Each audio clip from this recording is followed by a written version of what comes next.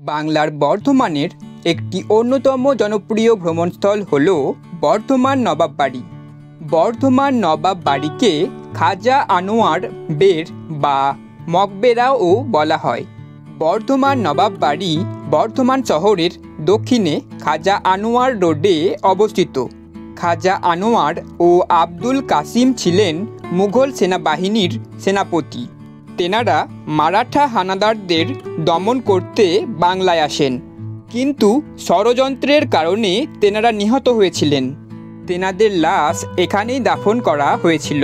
1715 সালে মুঘল সম্রাট ফারুক শিয়ার তেনাদের সমাধির ওপর একটি স্মৃতিস্তম্ভ তৈরি করিয়েছিলেন, যেটাকে বর্তমানে বর্ধমান নবাব বাড়ি বা খাজা আনোয়ার বের বলা হয়।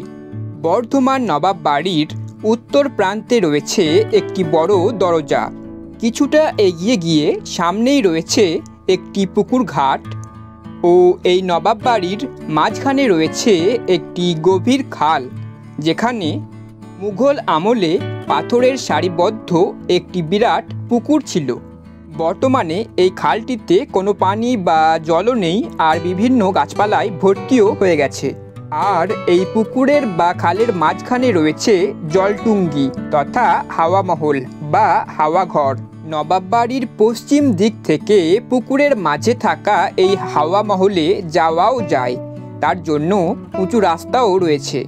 বর্ধমান নবাব বাড়ির পশ্চিম দিকে রয়েছে 3টি গম্বুজ বিশিষ্ট একটি মসজিদ। সাদা রঙের এই মসজিদটি বর্তমানে প্রায় ভালো অবস্থাতেই রয়েছে এবং এখনও চালু রয়েছে। এই বর্ধমান নবাব বাড়ির দক্ষিণ প্রান্তে রয়েছে একটি বিরাট গম্বুজ বিশিষ্ট স্মৃতিস্তম্ভ, আর এই স্মৃতিস্তম্ভের নিচেই রয়েছে সমাধিগুলি। এই স্মৃতিস্তম্ভের কাঠামোটি ইন্দো সিরিয়ান স্থাপত্যের নিখুঁত মিশ্রণের সাথে তৈরি করা হয়েছিল।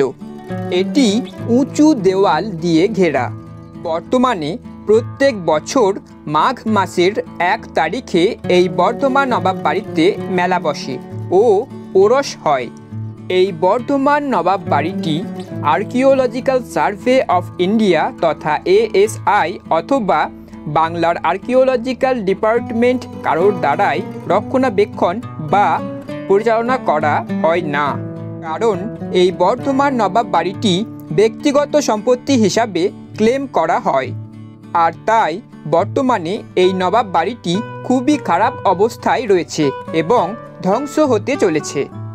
বর্ধমান নবাব বাড়ির প্রবেশপথের সামনেই লেখা রয়েছে খাজা আনোয়ার বের বা মকবেরা ও ক্লেম করা হয়েছে এটি ব্যক্তিগত সম্পত্তি। এই সম্পত্তির মালিক আছে, বিনা অনুমতিতে এখানে ফটো তোলা নিষেধ।